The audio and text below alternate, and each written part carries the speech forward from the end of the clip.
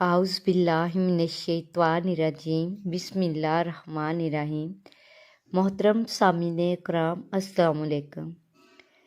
سب سے پہلے تو لاکھوں کروڑوں درود و سلام پیارے نبی حضرت محمد صلی اللہ علیہ وآلہ وسلم اور ان کی آل و اولاد پر۔ دعا ہے کہ اللہ تعالیٰ ان کے صدقے ہم سب پر اپنی رحمتیں نازل فرمائے، آمین۔ ناظرین اکرام، حضرت نوح علیہ السلام اور ان کی کشتی کے بارے میں تو آپ سب جانتے ہی ہوں گے۔ امام زین العابدین علیہ السلام فرماتے ہیں، جب نوح علیہ السلام کشتی بنا رہے تھے تو ایک مومنہ بوڑھی عورت روز اللہ کے نبی کے پاس اپنی گٹری لے کر آتی اور کہتی، اے اللہ کے نبی، کب کشتی روانہ ہوگی؟ نوح علیہ السلام فرماتے، ابھی دیر ہے۔ وہ عورت شام تک بیٹھی رہتی اور پھر اٹھ کر چلی جاتی۔ ایک دن نوح علیہ السلام نے فرمایا کہ اے عورت، جب جانا ہوا تو تمہیں بتا دیا جائے گا۔ یہ عورت واپس چلی گئی اور انتظار کرنے لگی کہ کب نوح علیہ السلام بلائیں گے۔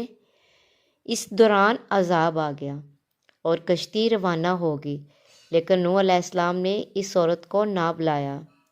ظاہری طور پر نوح علیہ السلام کو اس کو بلانا بھلا دیا گیا۔ جب طوفان تھما تو ایک دن نوح علیہ السلام کے دل میں محبت اٹھی کہ شہر کو دیکھوں۔ جہاں سے چلا تھا وہاں آئے اور قریب جا کر دیکھا تو ایک جھونپڑی میں دیا جل رہا تھا۔ نوح علیہ السلام یہ دیکھ کر چونک گئے کہ روئے زمین پر کوئی ایسا گھر بھی ہے کہ اتنے عظیم طوفان کے بعد بھی جس میں چراغ جل رہا ہے۔ انہوں نے وہاں تکبیر بلند کی تو وہ عورت سامان لے کر آگے اور کہنے لگی، یا نبی، کیا کشتی تیار ہے، چلیں؟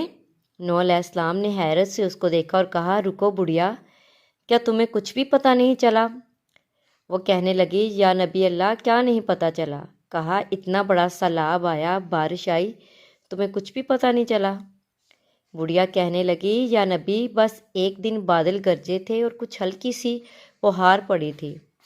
نوح علیہ السلام حیران ہو کر آسمان کی طرف دیکھنے لگے اور کہا، میرے اللہ، یہ کیا ماجرا ہے؟ اللہ تعالیٰ نے نوح علیہ السلام پر وحی بھیجی کہ اے میرے پیارے نبی، اس عورت کے دل میں چونکا تمہاری محبت تھی اور تم نے اسے پابند کر دیا تھا، اور چونکا تمہارا اس سے وعدہ بھی تھا کہ نجات کی کشتی میں اسے لے جاؤ گے، تب جبکہ تم نے اپنا وہ وعدہ پورا نہیں کیا، لیکن اے نوح علیہ السلام، میں تو تمہارے وعدے کا ذمہ دار تھا، اس لیے میں نے اس بڑھیا تک عذاب پہنچنے ہی نہیں دیا۔ سبحان اللہ۔